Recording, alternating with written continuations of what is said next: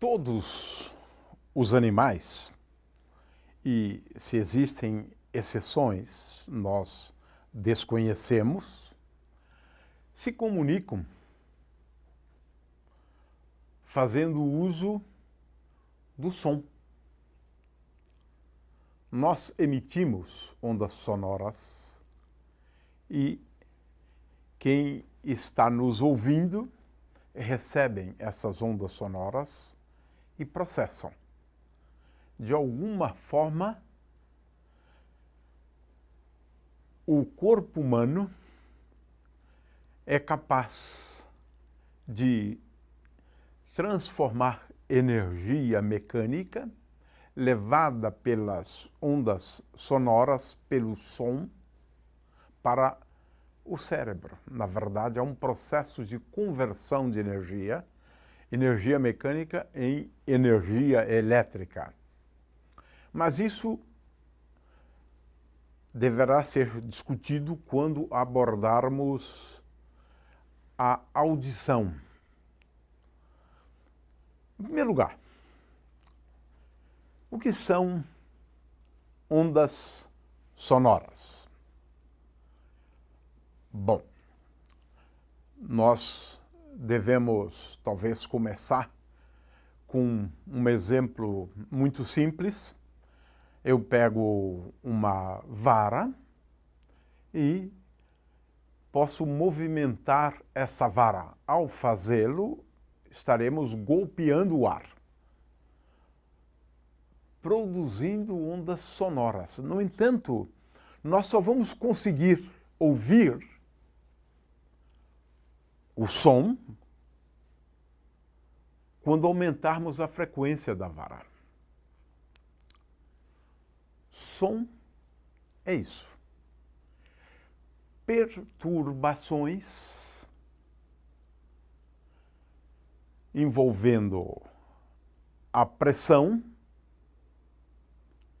que atravessam um meio. Ondas sonoras são ondas de pressão que se propagam. É claro que poderíamos pensar também em ondas de densidade, porque existe uma relação entre elas. O mecanismo para gerar uma onda e depois fazer com que ela se propague é relativamente simples. Ao golpearmos o ar com uma vara, com um diapasão, com um alto-falante, não importa qual seja o mecanismo, utilizando uma corda de um instrumento de corda. O fato é que, ao golpearmos o ar,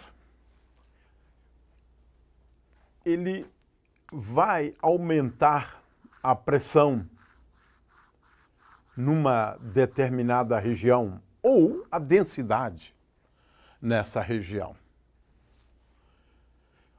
Aqui acontece uma coisa curiosa.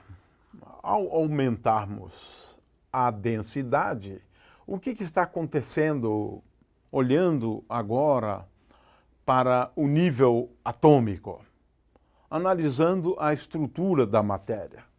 O que nós temos aqui, na verdade, são átomos.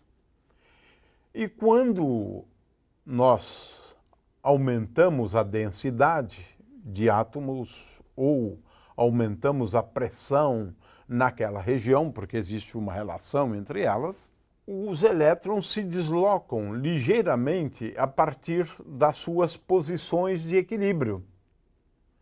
De forma que, ao fazê-lo, ele vai exercer uma força sobre este átomo seguinte.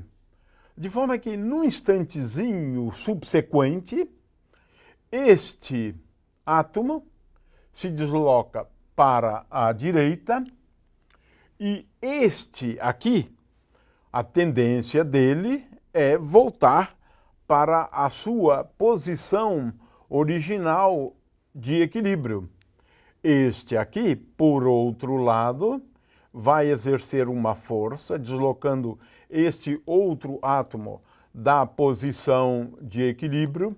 Num instante de tempo depois, esse volta para a posição de equilíbrio e este vai se deslocar, fazendo com que este deslocamento produza uma força sobre o átomo seguinte e assim por diante. O fato é que esta variação de pressão vai se deslocar. Num determinado instante de tempo seguinte,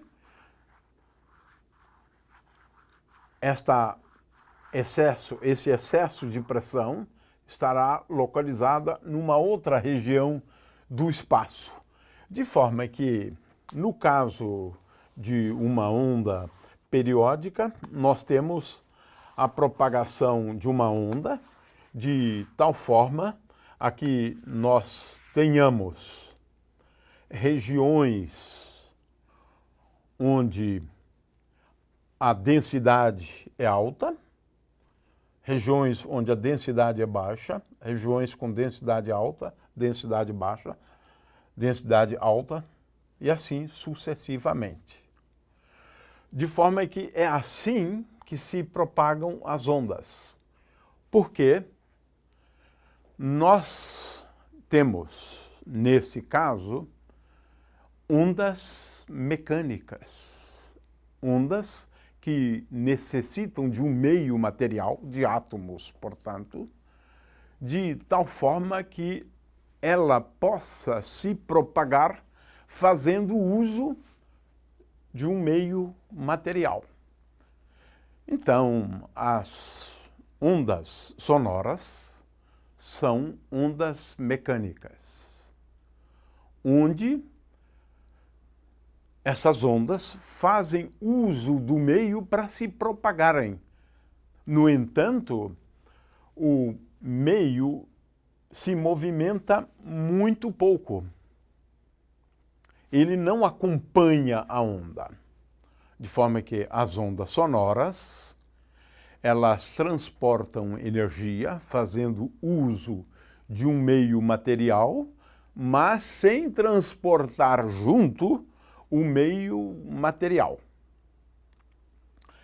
As ondas sonoras são ondas longitudinais, porque os átomos oscilam em torno da posição de equilíbrio, enquanto a onda se propaga para a direita, digamos. Mas, de qualquer maneira, a onda se propaga na mesma direção na qual ocorrem as oscilações, quer sejam oscilações de pressão ou oscilações de densidade.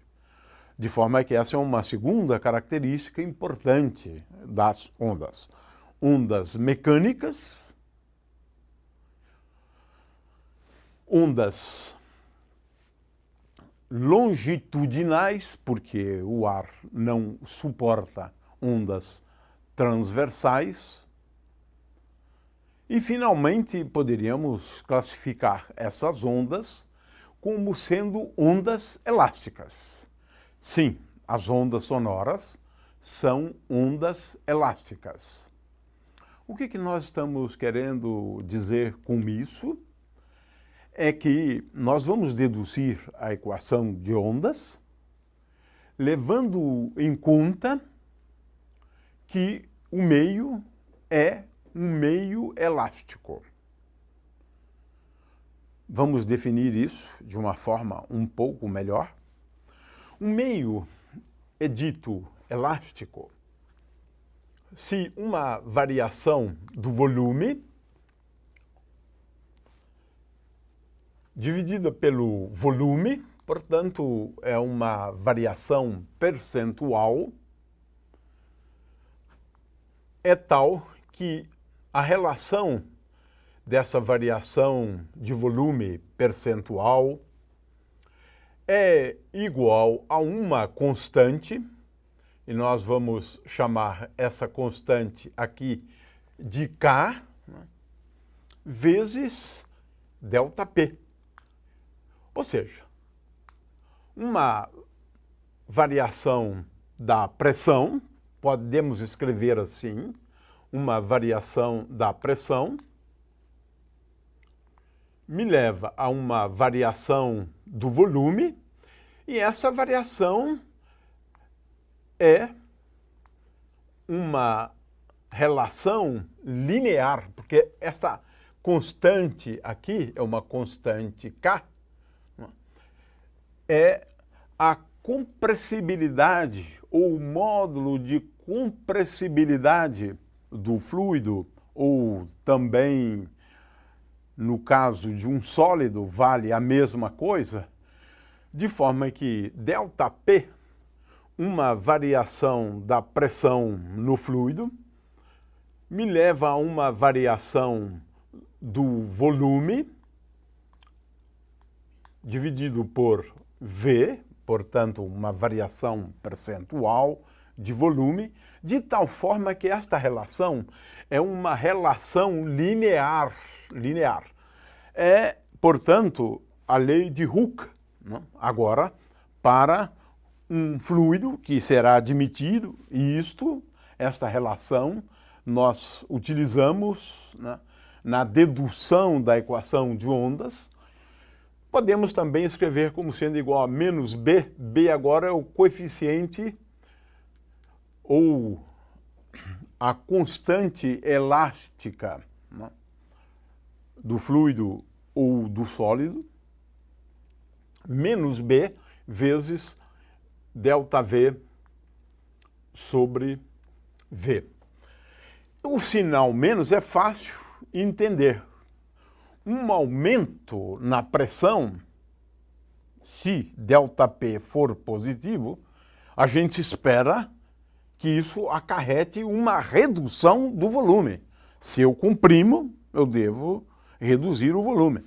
Portanto, se ΔP é positivo, ΔV há de ser negativo.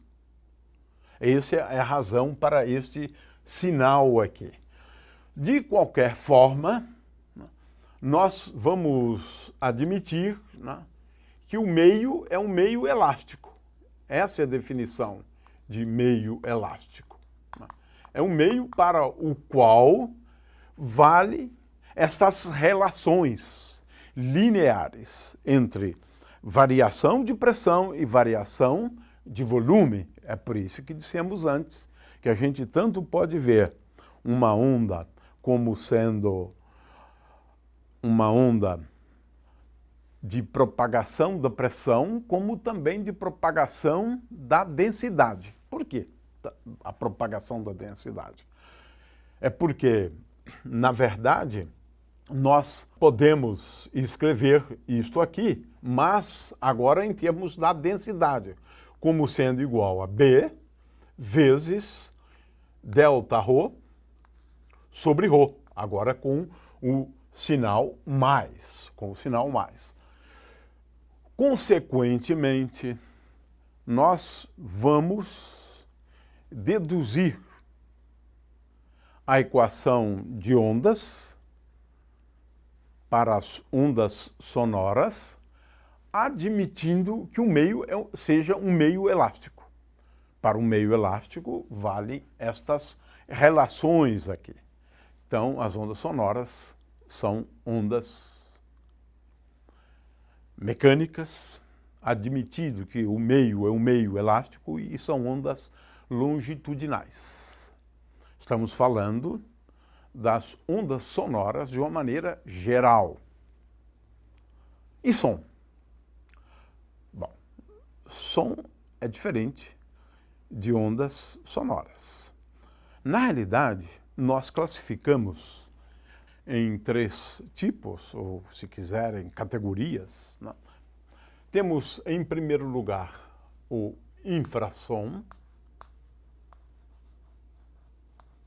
o som, que vamos estudar hoje, e o ultrassom.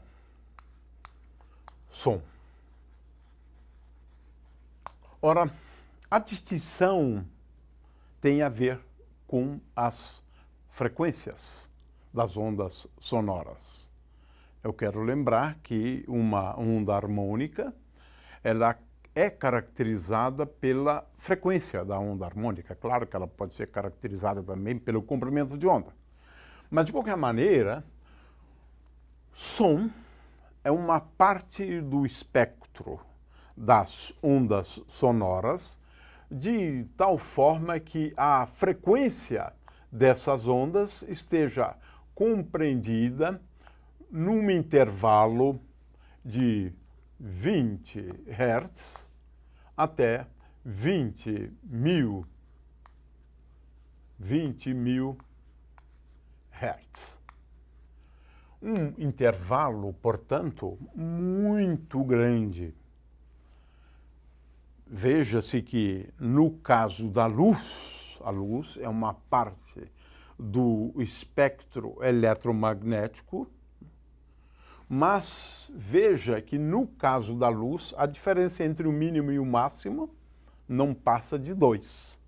Aqui chega a ser um fator 1000, o que não quer dizer que para todas as pessoas, né, e todos os animais isso aqui seja válido. Não. Isto aqui difere eventualmente de pessoa para pessoa. Alguns animais conseguem ouvir, portanto, o som aqui está, na verdade, associado à capacidade do cérebro do ser humano de interpretar essas perturbações que percorrem o meio. O fato é que nós definimos o som assim. Às vezes, ao invés de F, também utilizamos Ni, é uma outra forma da gente representar a frequência, né? Bom, agora ficou fácil, né? O ultrassom são umas ondas sonoras para as quais a frequência excede, né, 20 mil Hz ou 20 kHz. Também a gente pode utilizar essa notação aqui, 20 kHz. E, finalmente, o infrassom, nós temos aqui, né, frequências, né, que são menores, né,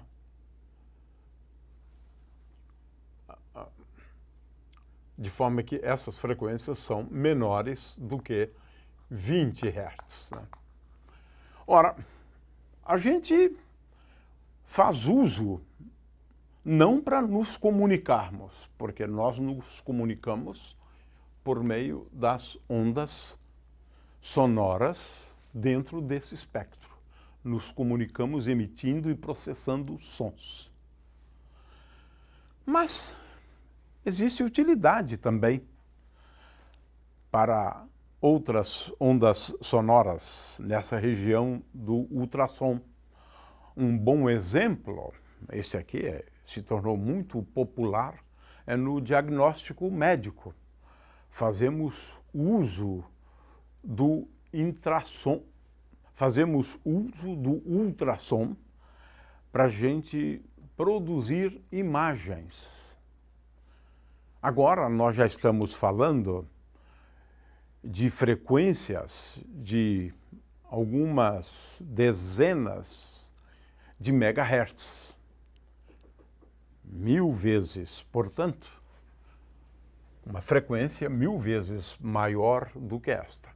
De qualquer maneira, o que nós vamos estudar hoje é estritamente o som.